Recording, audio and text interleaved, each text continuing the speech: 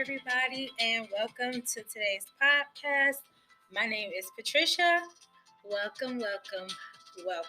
Today, we have an amazing topic that I cannot wait to talk to you about. So, you ever wonder how is it possible that you can go through adversity, you can go through distressful situations, difficult circumstances, and it just seems like everybody is around you watching, and it doesn't make sense because it seems like those that are watching are the least able to help, but they are your greatest spectators. And so today I want to give you some nuggets on how to navigate through those situations. I want to express some of the situations that I myself have gone through in hopes that it will give you hope, inspiration, that afterwards you will feel empowered and enlightened. So, welcome. Do not forget to subscribe. Don't forget to share the good news with somebody. And don't forget to just sit back and relax, take the content in, and see how you can apply it to your life.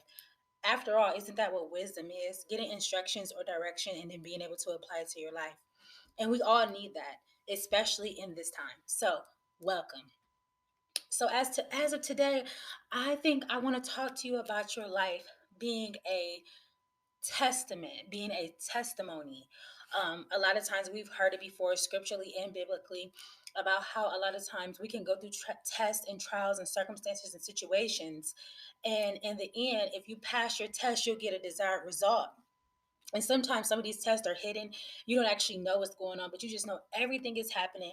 People are turning against you. People are mocking you. You're making enemies every which way that you go.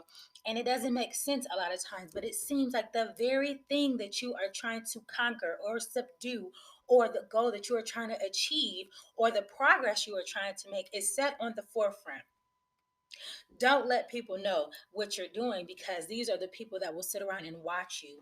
And some of them are good supporters, but on the other side, you have those that make it very difficult for you through opinions, through lies, falsehood, coming in and trying to take you off track. And a lot of times that's when you know you're going the right direction. You know why? Because it's so hard. Let me slow down. So, today I want to talk to you about Job. This is so funny because I actually recorded this yesterday. Obviously, God, this was not the one that He wanted me to use yesterday, because I saved it and I went back into my archives to publish it today, and that is not what happened. But then it was something that actually occurred in my life. So I see why He wants me to redirect the situation. So, shall we begin again? So many of you know that I have gone through diverse trials and tribulations for about 9 years. I was homeless. I moved in and out of houses with different places in the Akron area, California, Columbus, Florida, and New York, as well as Atlanta, wherever the Lord wanted to place me. And at the time, I didn't understand it. It was about 2010, and I was doing pretty good for myself. I was working at a job at First Merit. I had my own apartment. I had my own car. I was making $186 an hour mentoring young girls. And I also had my cosmetology license, so I can easily make $500 in a day. And that was just leisure money that I did on the weekends. On top of that, I made bonuses from my job quarterly. So can you imagine how good I was doing? I felt like I was in the perfect will of God. And then something happened. I went to church in Columbus. I had received a new vision from God, and He was dealing with me about sharing my life and sharing my testimony, but I didn't understand exactly what He was getting to. So I remember going to Columbus. Me and one of my friends took a weekend trip down there, because at the time we were actually planning to move to Columbus. We went down there. I met up with one of my teachers, my fifth and sixth grade teacher, and we went to her church. And for some reason, the man preached about Job. I remember it like it was yesterday. It was on Father's Day. The message was amazing. And all of a sudden, it just took a quick detour. And he started to talk about Job and how he lost everything. He lost his house, his cattle, his family. He even became sick. So for some reason, I knew when he was talking about this situation that I don't know how I knew. I just knew that it was going to happen to me, because immediately I became extremely sad during the service. And so, you're up, you're jovial, because he's talking about the end result when Job received double for his trouble. But for some reason, when he talked about the affliction that Job went through, I was like, oh my God, I hope this is not for me, but I just could perceive it. I knew. I kid you not, it was about a month later. I returned, and then about a month later, I kid you not, within 2 months, everything was gone. It started with my job. He had instructed me at the time to release my job, and I'll never forget it because one of my family members, I was over her house doing her hair, and it was one of the days that I was actually supposed to be at work, and she lit me on fire. Like, oh my God, I know you didn't quit your job. Why would you do that? The Lord gave you this job and all this other stuff. And all of a sudden, she just started crying. And it was like in that moment, I told her, I said, God told me to. And it didn't make sense to her, and it didn't make sense to me because I'm like, well, Lord, I'm the primary sole provider for myself. Who's going to pay my bills? But in that moment, she stopped and she said, I'm sorry. She said, the Lord told me to tell you I'm sorry, that if you do what he tells you to do, in the end, you're going to be blessed. So I quit the job. At the time, I was working at a hair salon. I thought that was the direction that God wanted me to go. So I went, and I was transitioning. So I was at the salon, and then I was also working. But when he told me to quit, I just let it all go. And I never forget. It's so funny because it was on a Thursday. Today is a Thursday that I'm actually recording this. And if I'm not mistaken, it might actually be up to the precise point of when he started to deal with me. And I came up with this poem called One Woman Can Change the World. And it was just talking about the inspiration that we as people need to have in order to move forward and affect our next generation of children, boys and girls. But if I rewind for about maybe 5 or 6 months, I never forget, I was at church and the pastor preached a message, and he pulled five of us up afterwards and said, you are the ones that are called to affect this next generation, to leave your footprints. So, I'm like, okay, I don't know how that's going to happen. I had already been mentoring and working on some type of stuff, but my mind can perceive the capacity of what God really wanted to do, you know, with me, for me, and through me. So it's July of 2011. I had just completed my associate's degree in business management. So, I have a couple pieces of the puzzle. So I move out of my apartment and I'm thinking I'm going to go to Columbus because Columbus was like my dream school. I got accepted into Ohio State when I was 18. I graduated number 4 in my class, and that was where I wanted to go. But I decided to stay home to help some family members, get acclimated to being successful. So I sacrificed at that time, and I don't regret it. So July comes, and one of my family members was going through some stuff, and I never forget, I said, okay, Lord, well, since I'm going to move, who do you want me to give all my furniture to? And he told me this particular person's name, and I will not release it, but I gave her everything. Between her and a couple other people, I gave them everything in my apartment. The only thing that I kept was my car and some clothes, documentation, and things like that. Everything else was gone, and I kid you not, I had literally just fully furnished my place. So it was so awkward to me that, like, wow, just when I felt like I had got somewhere, maybe that was just for that time in that season, and it was just gone. So during that time, I started to stay with one of my friends, and she was planning on opening up a daycare. And then I was planning on opening up my business, which was to do the books, to go and speak about this book that I had written. And I'll never forget, I moved into her home. We were planning to move. We were just going to do like a family type of thing where all of us just went to Columbus, stayed together, worked, saved up, and then we would go our separate ways. They said, if you want to make God laugh, tell him your plans. Okay. I didn't have the full vision. So I moved. Um, and I'm honestly going to say, I don't know if that move was premature, but I knew that God was releasing me from my apartment at that time. So I moved in with her, and I would like help her with her children, work on my vision. But at that time, I myself needed some really deep healing that I didn't know about. As a child, many of you know I had been molested. I had went through childhood trauma. Me and my mom weren't close. Me and my dad weren't close. God basically raised me himself, showed me everything that I needed to know. Anything that I needed, he basically showed me how to do it myself. When I was 12, we couldn't afford for me to go and get my hair done. So when I was 12, opened up my first little business and started doing hair in the basement, and then it expanded. I started to do hair in the neighborhood with all the other young girls. So then that moves forward. And At the time, I told you I was at the shop, but then I came out of the shop and I just started to do people's hair when I was staying with them. So for about 5 or 6 months, God sat me in this house. He took the cell phone from me, all types of communication from everybody, and it was like everything was just gone. It was stripped. And at that time, he started to deal with me about me being less molested and abandoned and rejected, and even in my childhood being bullied and always angry and wanted to fight. A lot of things that had taken place for me that I hadn't healed from in my 20s. So fast forward to my birthday was December. He released me from that time of sitting down. And next thing you know, I just started to go for months and talk to people about being molested and raped and assaulted and sexually assaulted. And I mean, the stories that I heard were so devastating. But at the same time, I'm staying in people's houses. I'm helping them with their children.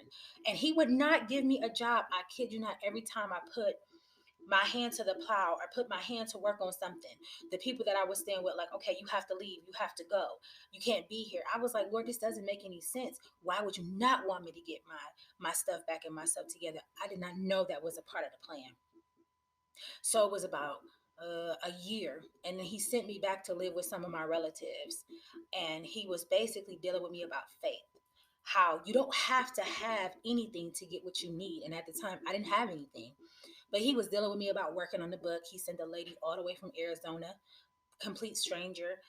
She paid for me to have my cell phone turned on so that me and her could start working on my book. She was actually a professor at an online college.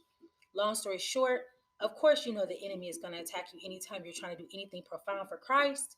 And I kid you not, me and an older cousin of mine, he stole the cell phone from me. It resulted in me getting smacked. We fought. I got kicked out of this relative's house, and my whole family turned against me. Um, this family member went around telling people that I called her inappropriate names, which was not true. Also made it seem like she didn't know how I got to her house. This was a very close relative of mine, and she also turned other people against me. It was devastating.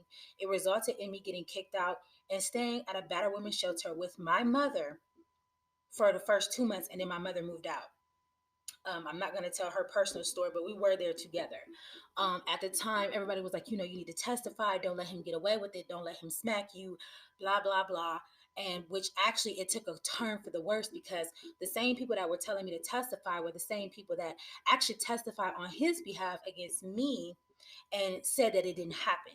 So the judge ruled in his favor, and he was acquitted of all the charges, which was bogus and outrageous to me. I told the judge, like, hey, I'm not a bad woman. I didn't do anything wrong. I was assaulted. How can you not, um, hold him accountable? So at that time, I lost my family. Just because it just seemed like everybody turned against me. It was devastating. It was hurtful. But it wasn't time to give up. It wasn't time to quit. I ended up going through another phase. I stayed at another homeless shelter, the Haven of Rest. And at the time, God was perfecting me, and He put a mandate on my life that I didn't understand. Like, Lord, why does this require me to go through homelessness and poverty and being alienated and rejected and abandoned by people that I love that should be supporting me? So you can imagine the heartbreak on top of me trying to heal. It reminds me of the woman with the issue of blood. It seemed like every place that I went through to try and get some type of love or understanding or support, I got cut even more. And this went on for years. I mean, I'm going to end up producing something from it, of course, but at the time, this went on for 9 years. It went on from 2011 until 2019, where I stayed in close to 90 houses with different people. I stayed in Panera Breads. I stayed in McDonald's. I stayed in hotel rooms. Wherever the Lord would put me, I stayed in cars when it was 16 degrees outside. And it just seemed like nobody could understand the vision that God was giving me. I got called crazy, amongst other names, of people that projected on me their own personal feelings and issues and problems. And it just seemed like I couldn't find the happy medium of a person that was willing to build me up and help me at the same time. It seemed like everybody was preying on me. No mom, no dad, no family. She's a young girl. She doesn't have anybody. I could pull her into my house. She'll watch my kids. She'll cook. She'll clean because she needs somewhere to go. And if I pull that from her, she's going to be so fearful that she's going to do whatever I tell her to do. And that was many times. It was so many times where I stayed in the houses with people, and it was so much friction and tension, because I always have vision. I always have vision. And that's actually what started half the problem. When I quit my job, the Lord gave me a vision of what my life would be like. And me just thinking that I had some close people around, I shared it with them. Let me tell you, pearl nugget, nugget number one for wisdom: discretion will preserve you. It's just like Joseph. God gave Joseph a dream, but when he gave it to him, he did share it with those that were the closest to him. And there is a scripture that says the enemies of a man will become those of his own household, and that's exactly what happened. I got snarly looks. I got questionable responses and comments, like more or less, who do you think you are to want this fabulous life? Well, the controversial issue was, it wasn't that I wanted it, it was what God wanted for me. But there was a time of preparation. The 9 years was my time of preparation. If you look at Esther, when you first start reading Esther, it said that there was a drought for 10 years. So we meet Esther when she's coming off the scene of going whatever they were going through for the 10 years. And then on top of that, you know, I'm sorry, Ruth, I apologize. Ruth. And then her mother in law lost her two sons. So it was just more affliction on top of distress, on top of difficulty. So this is for anybody. If you keep getting hit over and over and over, trust me, it's not normal, but it is normal for those that are strong. It is normal for those that are going to be impactful. It is normal for those that have a strong influence. So as I'm going through, I'm still ministering for Christ. I'm still talking about God. I'm still talking about faith. I'm still talking about my love for Him. But I will tell you, there were times where I felt so abandoned, so forsaken, so angry, so irritable, so done with people, so done with myself. I blanked myself. How did I get myself into this? What did I do wrong? And I'm going to tell you what it was. When you're young and you have a vision and you don't have spiritual parents around you that can help you, it makes your life journey very difficult. And so my mom and dad weren't around me. And then people that claimed to be spiritual anchors in my life could see that I had a need, and they would use that to prey on me. They knew I didn't have a mom or dad around, so they would say, "Hey, I'm your spiritual mom or dad," just to get me there to do whatever they wanted me to do. But the problem was, mentally, I was too strong for that. I would go along with it for a little while, but then I would start praying like, "Okay, Lord, this don't seem right. Something is wrong." And then He would pull back the curtain and reveal and unveil to me what the true ambitions and motives were. And it was so hurtful because I couldn't understand. I'm a young woman, no job, no car. I'm either sleeping on people's couch if they wanted me to. But I knew for some reason that how it would end, God was sending me as some type of messenger to tell these people, like, hey, you need healing. I was going through my journey of healing. And I will tell you this: whenever you're going through healing, it doesn't matter what possessions you have, nothing is going to help you. Nothing can curve that pain that you have. Not a drug, not food, not sex. Try that. Not comfort eating. Try that. Not having a whole bunch of friends around. Not that, because that pain is still there after you do all of that. It's still there. So for all those years, and I'm going to fast forward because I can't tell you of every single house that I went through. I have over 100 or 150 journals of things that I've wrote on accounts of things that I've endured. And it was so hurtful because at times I felt like, man, I'm losing it, because I could see these people, they would pull me into their house. Whatever you need, we're going to help you. And then when I wouldn't do it the way that they wanted me to, because God was telling me no, and I would tell them what He wanted me to do, they would get upset and then they would put me out. Heartbreak over heartbreak over heartbreak. The whole time I have this book that I've written, that I'm trying to pump information into, wisdom, things that I'm learning. It's like I'm walking on the go, trying to put information in and learn at the same time. So as time continued to go on, God shifted me and moved me to different locations. I stayed with different people. As I stated, it was very traumatic. It was like I would start one thing on social media. And this is why, for a lot of you, why you didn't see me, because I never actually put up there what I was going through, but I would always try and put some type of quote. I would always try and put some type of inspiration. Sometimes, I mean, I wouldn't dig at the people too much. I would never put their names down. I never put who I was with. I never tagged anybody that I live with. I always just try to keep it professional, or just simply logical and realistic. I was going through that by myself, even though I was around a lot of people. And so it came to the point where God finally was like, I want to settle you. And I had went back because I wanted to understand, like, okay, why is there poverty? Why is it that I get around people and this happens or that happens? I wanted to know why. And sometimes to get your why, you got to get down to the bare minimum, which is your foundation. And that's what God was inevitably trying to do. He was trying to strip my foundation to lay new groundwork, so that when he built me up, it will be level. And that takes me back to this vision that I had when I first started. It was like I could see this house, and it was tilted, and it was leaning. So the house structure wasn't right. He also showed me a vision of a glass vase. It was water being poured out, but because the vase was broken, the vase was me. Because it was broken, it couldn't contain anything he was trying to put in it. And that reminds me of when he puts you on the potter's wheel and reshapes you. And my heart was broken. Now the whole time I'm going through this journey, I'm trying to heal. I'm talking to different people about different things. I'm open, I'm transparent, telling them, and it was like my heart kept getting broken.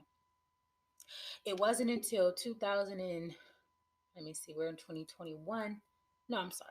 Yeah, we're in 2021. It wasn't until 2019 where God just abruptly moved me to Canton, Ohio, and I stayed in a shelter here.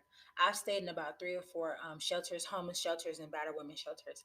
When I moved here, and I moved away from everybody, and I never thought that I would live in Canton, Ohio, because me and Canton, I just was like, no, Lord, it's nothing to do. I'm adventurous. I consider myself a grown version of Dora the Explorer with a backpack on. I like to go and have fun. Lord, what is there to do in Canton? But he knew what I needed. He knew that I needed a place that was a little bit slower to slow me down, because I had moved so much. I'm talking about I would move in 3 days and 2 days, or I would get somewhere and stay there for an hour and be moving again between 90 different locations, and it might be more, because you don't count the places of transition. I only really counted the houses that I stayed in, the actual physical houses, not all the hotels, not the Panera Breads, not the McDonald's, not the Barnes and Nobles, not the bookstores. I didn't count all of that. It was just wherever he sent me. I didn't count the season where I was actually on a truck, doing trucking with one of my friends. We visited 14 states. I didn't count all that. So when I got to Canton, I stayed at the shelter, tried to get a job. They were corrupt, um, because I wasn't what you would classify as a average homeless person. All homeless people are not lazy. The stereotypes of them being lazy, they don't want anything. They just want to panhandle, get money, and feed out, handouts from people. That's not true. But you do come to a point where your heart is so broken. It says, guard your heart, for out of it flows the issues of life. And that's a lot of the problem with homeless people. They have been so downtrodden and beaten down to the point where people have taken their hope. They can't even believe in themselves anymore. And it literally sometimes leads them to insanity, because they will sit there and regurgitate the negative things that people have said to them. And that happened to me for a long time. It's when I would just get hurt over and over and over and over. It was like very seldom people could really see. Um, so as I stayed in the shelter here, it was so many things that happened, but God blessed me. I just had to keep going and going. Now, mind you, I'm still heartbroken. I'm so tired, but finally got my own place. God knew what I needed. I didn't know He was going to do this, but miraculously, for a full year, God paid my rent. And I'm not saying that He went through the same people to do it. What I'm saying is that there were different people that would call, like, the Lord told me to pay your rent. There were different people that say, the Lord told me to give you this, or cash app you this, or take you here or do this. Now, some people resisted, and that's perfectly fine. But for the ones that did it, God put it on their heart to do it, and they freely released to me. So I was able to stay in my apartment for a year. But it wasn't that I wasn't looking for a job. It was just that at that time, God needed me to rest, because I was so tired from the journey. And I still wasn't healed, because I met people in Canton that were so a lot of listen, people were racist towards me. People tried to oppress me. This is not a woe is me story. This is just simply the truth of my story. I met different people because I didn't have any people around. It was a season where people tried to prey on me. I got into jobs and opportunities where they didn't want to advance me unless I was doing what they wanted me to do. And a lot of times it was immoral or corrupt. And don't get me wrong, because on my journey, I didn't live perfectly. Let's be honest. Sometimes I went off on people. I told them off. Sometimes I did cuss them out. And it was so much frustration and anger in me. That's the only way I could feel like you're going to understand me. You're going to feel what I'm saying. After a while, it was just like Job. His friends sat there and questioned him for so long. He couldn't give him an explanation as to why what happened to him that happened to him. Job was a righteous man. It tells you in Job 1 that he was a righteous man, that the devil asked for him. Actually, God said, "Have you considered my servant Job?" Because he knew Job would not curse him.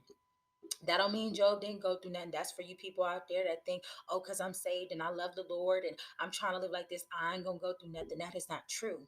Long suffering is one of the fruits of the spirit. Now, when I first read Job, I didn't know I was gonna go through it for 9 years, because we don't get the time limit for what Job went through it. We don't know the time.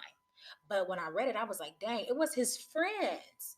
It was his friends that kept asking him questions. It was his friends that kept demanding that he give an answer. It was his friends that kept blaming him you know um but the funny part to me is that when I read Job, I noticed what happened. Job became poor. Job was poor. He wasn't like that in the beginning.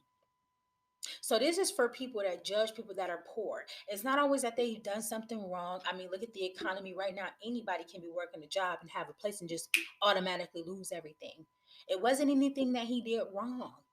He was attacked. He went through a spiritual attack. Not only his finances and his family, he went through it in his health. I'm pretty sure he went through it in his mental. He went through it in his relationships. And his friends were not able to see that. They wanted answers. The same thing for me. I was not able to give anybody answers. I would tell them, like, okay, God told me I was going to go through a drug experience. So when I would try to do things or put things together or work with different people, it would not happen. God would not let me connect with certain people. I tried to hang on to people and keep them around. He would get rid of them. And I mean, to the point so to as to shift me to a whole different city or state. This is how serious this journey was. Can you imagine all these bags and all these journals that I have? I have to keep picking them up and moving and picking them up and relocating. Sometimes I would have to leave my stuff in a place for a full year before I got my stuff back. But one thing it taught me faith, it taught me perseverance, it taught me that God is not a liar, and it showed me my strength. And the man preached on that Father's Day. He said, it's three things that you're not going to lose. He said, you're not going to lose your life, you're not going to lose your testimony or your praise. Okay.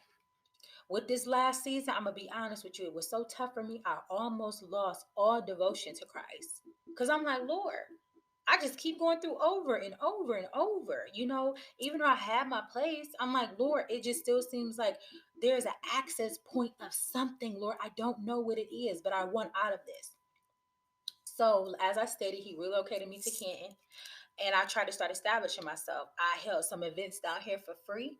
I started to, build things back up. Um, and still, once again, God is like, no, that's not it. You got a piece of it. You don't have the full puzzle.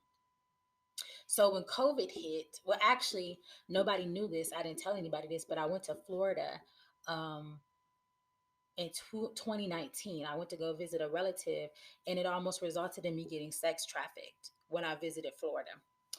And it caused me to have to stay down there for 2 weeks. I didn't tell anybody this. I kept it to myself. And when I finally got back, I felt like that was God's mandate to tell me, like, okay, sit down. I want to show you something. As I sat down, God rewriting my whole life. In March of 2020, he then started me to go through these classes. And I'm going to leave it off there. I'm going to do another segment. But this is just to tell anybody, you don't know where you're going to end up. We can't judge other people. I have, because I didn't understand. But if you sit down with people and talk with them, you would really see that a lot of times this difficult stuff is really designed by God. Even if the enemy tries to use it, it's designed by God to bring about an expected end. And as of today, I feel like I'm coming into that end to begin something new. So if you stay tuned, I'm going to go ahead and go into the next segment. My name is Patricia Tomlinson. Thank you so much for listening today. I'm going to upload part 2, and we'll be back with you shortly. Thank you, everybody.